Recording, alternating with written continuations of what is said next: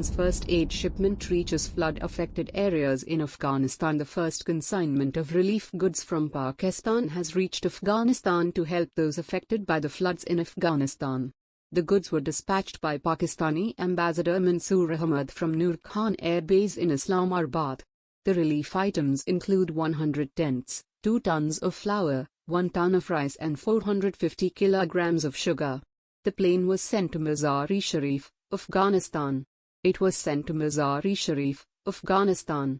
On the other hand, Prime Minister Shahbaz Sharif said that Afghans will do everything possible to help the flood victims.